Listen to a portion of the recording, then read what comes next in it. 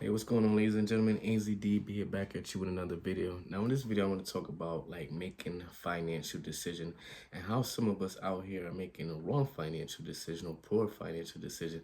And I've been doing some research, trying to figure out why sometimes myself making poor decisions. So in this video, I'm going to talk about why smart people often make poor financial decisions and some of the information I got from doing some research. So shout outs to Humphrey Yang.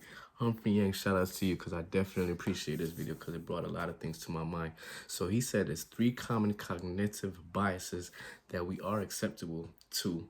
And that's the reason why a lot of us are making poor financial decisions. So let's get into these things right now. What's going on, ladies and gentlemen? Make sure you hit that like button and let's get into this content right now.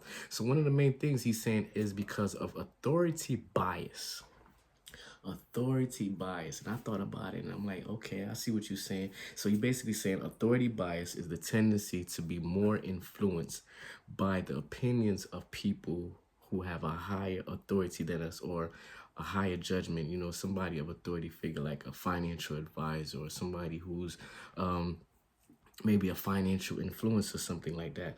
So some examples that he hit off was influence has made some impact on quantum computing. And a couple years ago, was still a hot thing. Quantum computing was one of the tech things like AI and things like that. That's one of the big talks. So quantum computing was a thing to get in. So he talks about how influencers and big time authority figures, people that was in the tech companies, they were talking about, okay, quantum computing is the way to go. And what happened is people was out there signaling out certain companies in terms of quantum computing, and those companies end up,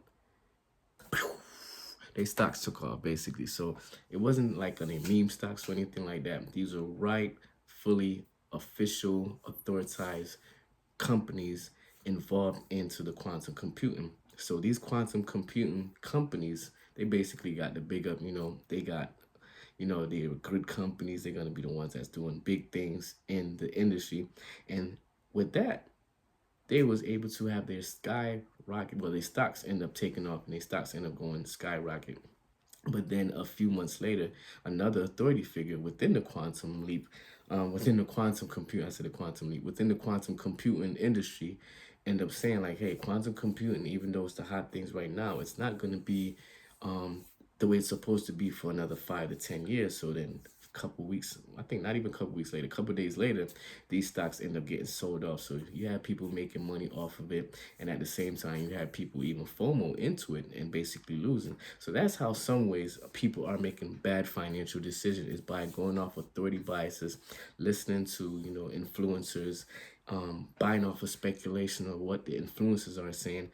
And notable figures are the ones that are saying, hey, this is the good asset. This is the best assets to get involved with. Like I think he said, I think one of President Trump or something like that, son earlier in the 2025 era when he first got into office said something about Ethereum. And then Ethereum for about a week or so ended up taking off, but then it ended up dropping and actually end up dropping even more than it had took off. So that's one way that he said that people are making, or people are often making poor financial decisions is because of authority bias. So he also explained how to avoid it. So some ways to avoid it was practicing authority blindfolding. So act like it's just a regular person. Those authority figures that you hear saying, hey, get involved with this asset or get involved with this company, this stocks will be blasting off, or this investment is the type of investment, or this kind of business is the type of business that you should get involved with. Those things, they should just be like a regular person talking to you, like a regular person that you meet at the gas station or a coffee shop or something like that, right? So he said to avoid them by practicing authority figure blinding, act like they're just a regular person. Then you also say, look at the alternative viewpoints. So this person is saying, okay, let's get involved with quantum computing. Let's get involved with these companies that's involved with quantum computing. What's the opposite of that? What's the other person on the other side is saying? What are those people saying? Are they still saying that quantum computing is the same thing? Like, for example, that the CEO who came in and said, hey, quantum computing won't be what we expect it to be for another 5 to 10 years or whatever like that. His side was the other side of the whole quantum computing industry. And therefore, if you was listening to both sides, you could be able to make a better judgment. So learn to trust yourself also is another way to avoid this authority bias. Learn to trust yourself.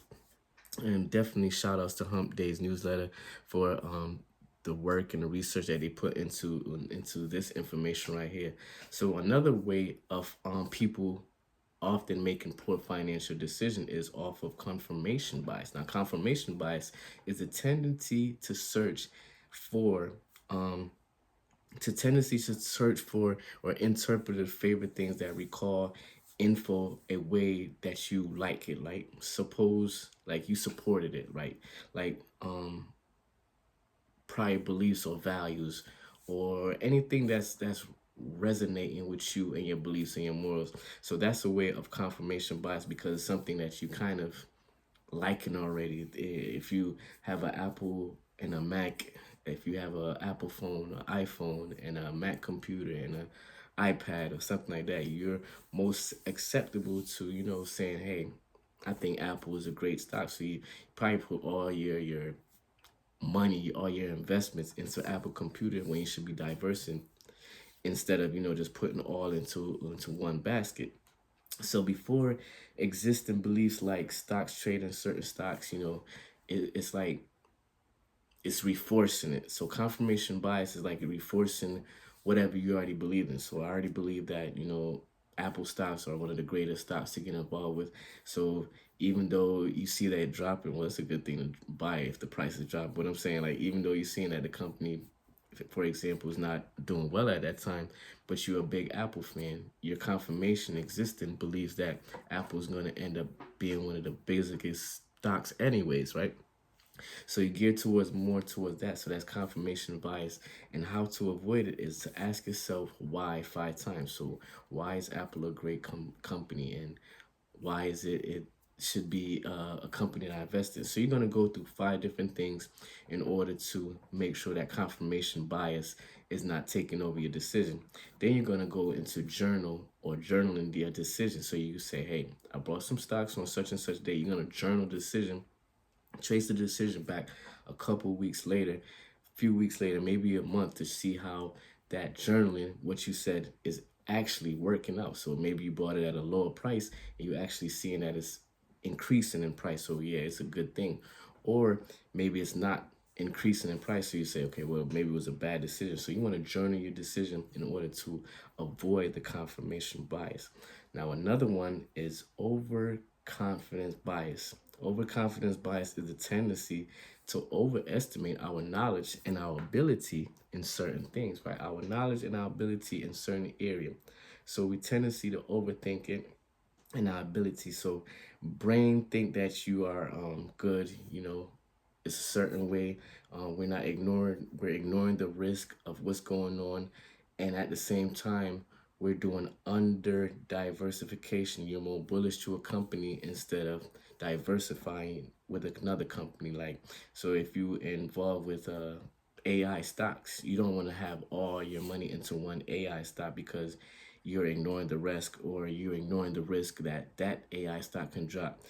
And also, you also ignoring the idea of getting diversified. So being diversified in AI stocks, or being diversified in those kind of stocks. So if you have Nvidia, or if you have AMD or Palantir, you want to be diversified, and maybe you have Google, or maybe you have Meta. If you want to be involved in like the AI stocks, you don't want to be ignoring the risk. You don't want to be on diversification. And some of the ways to avoid this is to accept the luck factor. Accept the luck factor. Kind of got me on that one. Like, accept the luck factor. So basically what we're saying is accept the luck factor, that everything was going a good way. So accept that way and track your prediction. Write them down and make sure that your predictions is going towards your goal, right? And also simplify your investment. So simplify your investment. Don't have your investment all over the place. Try to have it more geared towards what you believe in and stuff like that, and not being too overconfident in a certain company or too overconfident in what you believe in. So there's a lot of different ways of why people are often making financial decision, poor financial decision. People are often making poor financial decisions because of authority bias, confirmation bias, and overconfidence bias. And these are just the beginning. Like, I'm just learning. So these are three common cognitive biases. I can't even say the word right. Cognitive bias that people are making poor financial decisions. Shout out to Humphrey Yang for that one, for that information. Appreciate it. So once again, hope y'all got some gems, some jewels out of this one. Check out Humphrey Yang. Got a lot of information on investment, a lot of information on financial advising. I'm not a financial advisor. I'm not a fiduciary. I'm not a trustee. I'm not none of that. I'm just learning as it goes and trying to understand why sometimes I'm making poor financial decisions and how I can learn from some of my mistakes and learn from some of my losses and being able to come back and do the proper investment in certain assets or do the proper trading. Because like right now things is going the way things is going. We gotta be on top. We gotta be on top of the things. We gotta be on the ball. We gotta be able to understand that hey, things are changing up, technology is changing up.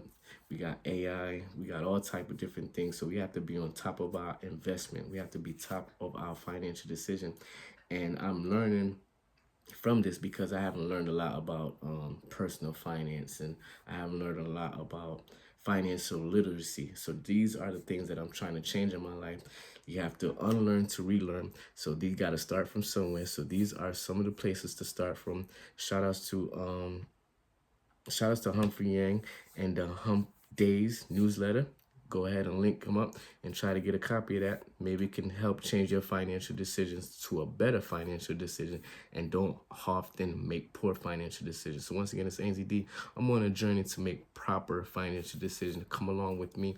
I'm fixing my credit, learning about business credit. I'm learning about different assets to get involved with, all type of things in terms of financial literacy. And I want you to come on this journey with me. So once again, it's ANZD. Hit that like button, hit that subscribe, and I'll see you next time. Peace.